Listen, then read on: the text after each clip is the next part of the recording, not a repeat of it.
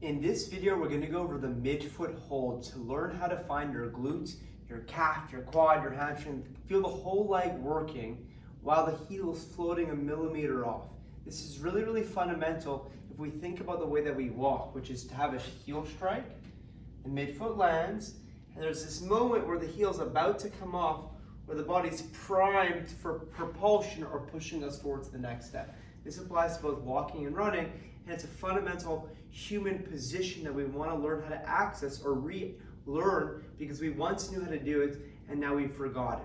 So I'll demonstrate in a couple of different positions and angles and have you understand this. So what I would suggest is find yourself some sort of a countertop, windowsill, a box that you can put your hands on.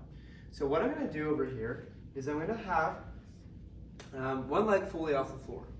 Now I'm going to unlock my knee just a little bit, which means I'm not bending down, I'm just unlocking the knee, okay?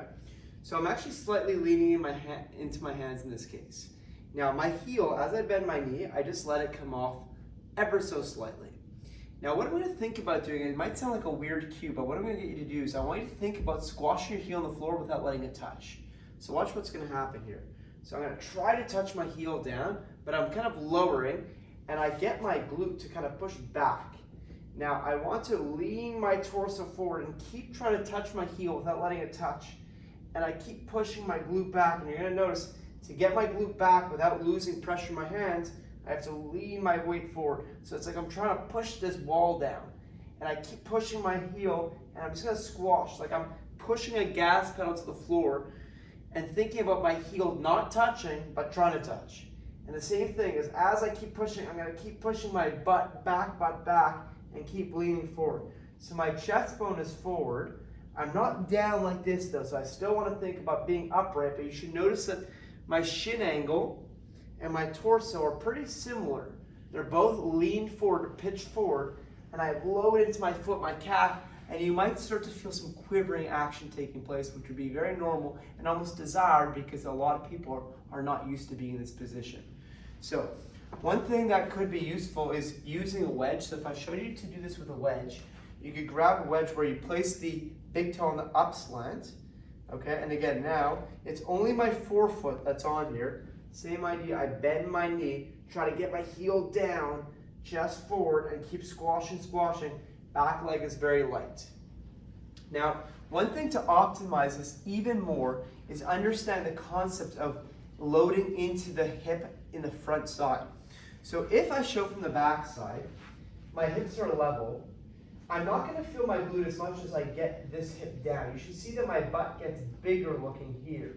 So what I'm going to do, and I'll show it like here, is being here. So imagine this is a wall. I'm placing myself in this position. This foot's off the wall. I squash down, and then I ever so slightly turn my zipper towards the right leg without letting the knee fly out.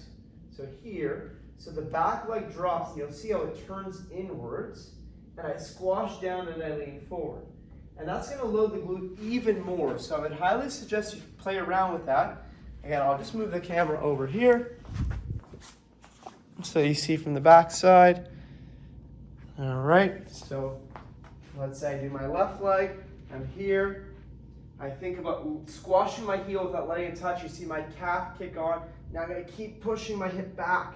So I'm just trying to literally imagine there's an earthquake and I'm rooting myself down. So you see all these tendons pop out. You can even put your hand on there and feel them protruding, and the more you can push it to the ground, the more they'll protrude. But you got to keep that butt high, right, like that. So lots of tendons, meaning I'm ready to fire. And then from there, I go like this, and I can reach that leg back and really get deeper into it. And then I can push to the floor and thrust my hip forward. So I go down, and I push forward, and I bring my pelvis forward.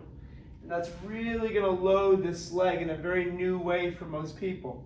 So highly recommend you give this a shot, and you can just hold this position throughout the day. It can be subtle where you're just doing it like this, right? So butt out. And notice the butt it's not my back jamming, it's my butt that pushes back, and as soon as my butt pushes back, my heart inclines forward. And you'll see I can even practice being bouncy, that my knee's frozen in this position, and I feel super springy. So I suggest holding for 15-30 seconds. If it's too much to do on one side, then you can definitely do on both sides, where you'd be here. Lower your heels without touching, push your butt back, lean forward, and eventually you can be on one side like this, my head is over my foot, and then I go on the other side, head over foot, and then eventually when I'm ready, I can take the leg off, low heel, butt back, and juicy booty. Give that a shot. That's how you work your body from the ground up.